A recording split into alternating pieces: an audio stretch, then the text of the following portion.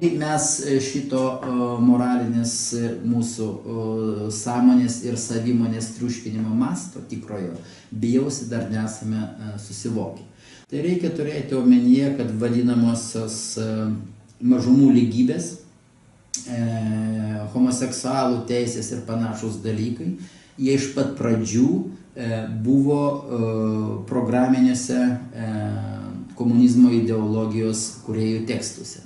Faktiškai motyvas sunaikinti vadinamąją tradicinę šeimą yra visiškai akivaizdus, ypač Engelso veikaluose. Ir šita programa, jeigu jau įdomu, galima pasakyti, iš karto Rusijoje, kai tik bolševikai paėmė valdžią, buvo pradėta nuosekliai įgyvendinti. Faktiškai Rusijoje buvo panaikinta santuoka, įvestos visos šitos lygios teisės, nežabota seksualinė laisvė ir taip toliau. Ir mažai kas žino, kodėl po 10-mečio visą tai buvo labai staigiai panaikinta. Panaikinta buvo dėl labai paprastos priežasties. Šalis tiesioginė to žodžio prasme sumušė visus venerinių ligų rekordus, o kita vertus šalyje atsirado neįsivaizduojami daug beglobių vaikų. Ir kurie elgetaudami Maskvos arba Peterburgo gatvėse darė paprasčiausiai gėdą pirmąjį pasaulyje darbininkų ir valstiečių valstybei. Ir todėl, kai šiandien mėginama demagogiškai įrodyti, kad atseit vadinamasis griežti moraliniai standartai buvo vos ne sovietinio totalitarizmo apraiška, iš tikrųjų yra klastojama istorija, naudojantis tuo, kad daugybė žmonių jos iš tiesų nežino. Galima pasakyti taip, po 3-ojo dešimtmečio pabaigoje, turiu omeny praėjusį šimtmetį, bolševikai įvedė gana griežtus šeimos standartus, iš esmės prieštaraudami savo pačių doktrinos principams. Ir jie tai padarė grinai dėl pragmatinių priežasčių. Kitaip tariant, jie pradėjo eksperimentą, kuris labai katastrofiškai žlugo.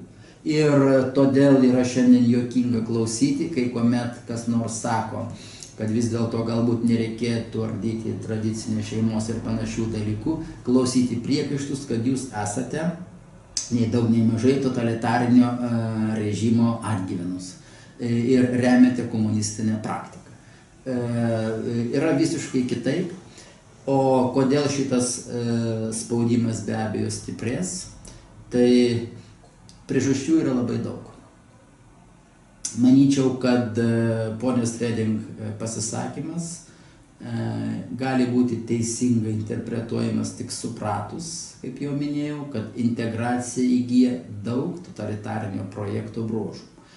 Kodėl visos šitos vadinamosios lygios teisės, tradicinių socialinių ir moralinių normų bei bendruomenių ardymas yra toks svarbus? Tai lemia dvi priežastis. Reikalas tas, kad totalitarinės socialinės inžinerijos požiūrių yra labai svarbu žmonės paversti vadinamąją žmogiškąją medžiagą. Paversti juos izoliuotų atomų mase. Ir ta strategija, kurios esmė yra nutraukyti socialinius ryšius, natūraliai ir neišvengiamai savo dviem svarbiausiais taikiniais turi pasirinkti dvi bendrijas – šeimą ir tautą. Kodėl? Todėl, kad šeima ir tauta yra dvi natūralios bendruomenės. Ir kol yra šeimos ir tautos solidarumo ryšiai, kol žmonės jaučia vieni kitiems realius įsipareigojimus, tol jie sugeba kolektyviai gintis prieš kėsinimąsi į jų laisvę. Ir panašaus tipo žaidimus su jais. Todėl šitas projektas turi dvi dimensijas arba du aspektus. Pirmiausiai vykdomas milžiniško masto politinis eksperimentas, kurio tikslas yra patikrinti, ar iš tiesų žmonės yra laisvai minkoma žaliava, iš kurio gali daryti, ką nori.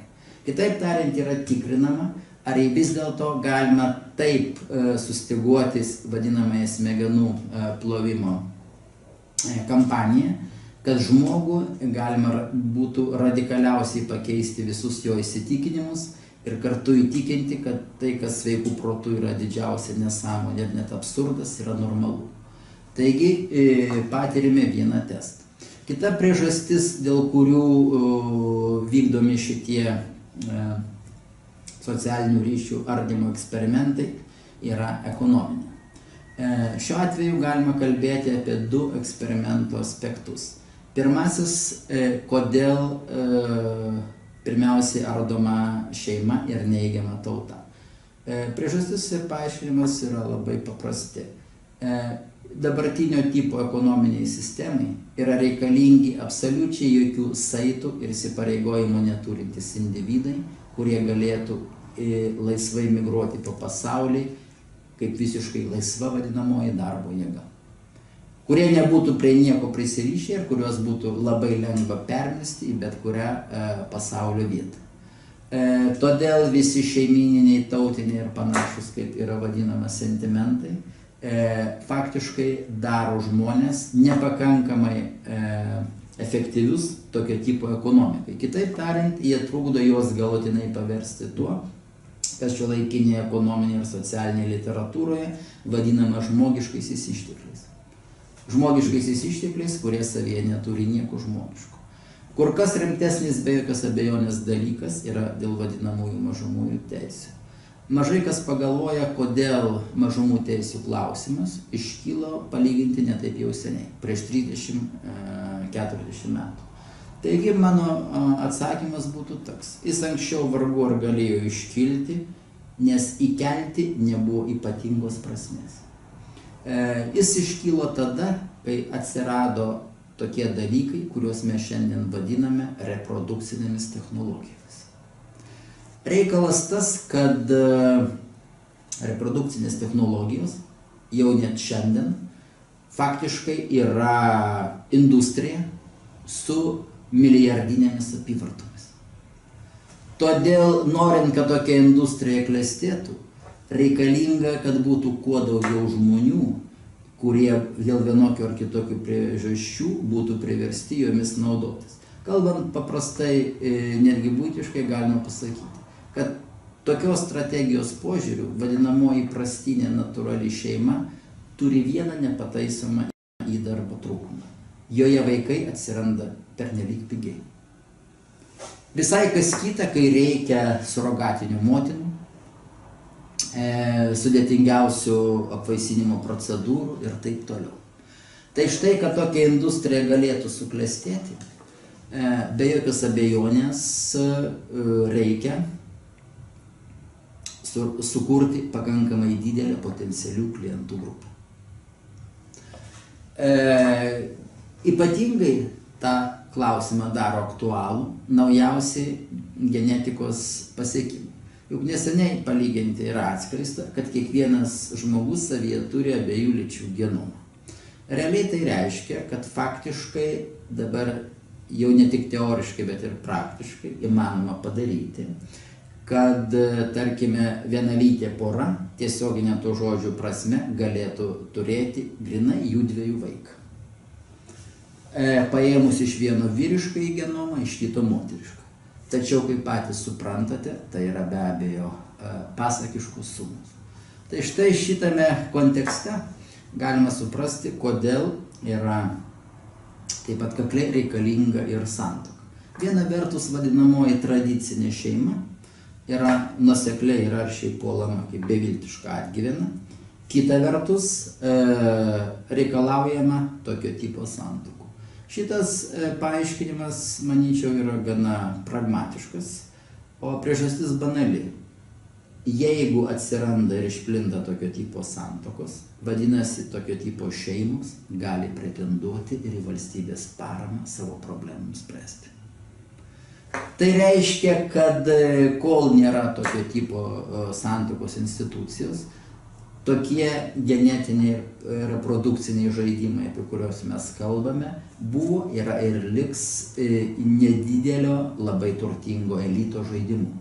Bet jeigu tu nori tai paversti iš tikrųjų milžiniškų pelningų verslų ir faktiškai paversti tokį dalyką vienu iš pagalbos šeimai formų, be jokios abejonės tampa būtina juridiškai tokias šeimas įteisinti.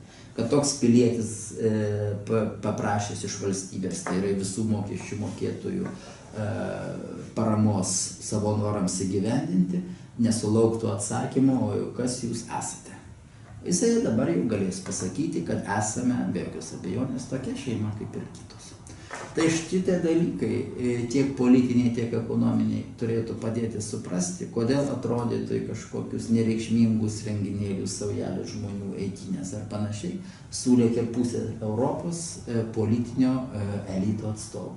Todėl, kad yra puikiai suprantama, kad įteisinus tuos dalykus, be jokios abejonės, visos išlaidos, kurios šiandien yra skiriamos vadinamajam pažangiam švietimui, propagandai, be abejo atsipirks su kaupu.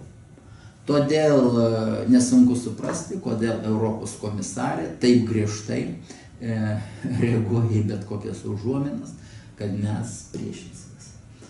Taigi šitie dalykai, manyčiau, turėtų būti kuo plačiau aptarinėjami ir suvokiami, nes kol kas, sakyčiau, padėtis nėra jau tokia beviltiška, bet bėda ta, kad Lietuvos visuomenė vis dėlto tikrai yra labai menkai informuojama, kas iš tiesų vyksta. Nes naivus šitos dalykus neįsigilinęs žmogus, jis gali paklausyti, na ar kas čia blogo, jeigu, tarkime, bus suteiktos vienos ar kitos teisės. Iš tikrųjų, kaip matote, po viso šitą tolerancijos retoriką slypi nepaprastai subtilus, labai giliai paslėptas, bet kartu potencialiai be galo pavojingas žaidimas. Ir čia jau galima sakyti, kad lyginant su sovietinė socialinė ir antropologinė inžinerija, čia jau yra visai kitas lygmuo, jis yra daug aukštesnis dėl paprastos priežasties. Sovietai iš tikrųjų norėjo sukurti vadinamąjį naują tarybinį žmogų, bet jie neturėjo nieko, išskyrus praktiškai ideologinę propagandą ir kitokias smegenų plovimo priemonės. Čia jau turime kombinaciją. Smegenų plovimo mašina plus šiuolaikinio mokslo, pirmiausiai biologijos laimėjimai. Todėl, kaip matome, situacija yra labai rimta ir tik nuo mūsų piliečių savivokos iš to priešintis priklausys. Ar mes iš tiesų būsime paversti amorfišką, bejėgę žmogišką žaliavą, su kuria eksperimentuos kaip kas norės, ar vis dėlto išliksime oro žmonės, laisva tauta, kuri pasakys, kad mes jau patys išsiaiškinsime, kas mums tinka, kas mums netinka, kas yra pažangu, kas yra nepažangu, bet čia jau priklauso tik nuo mūsų.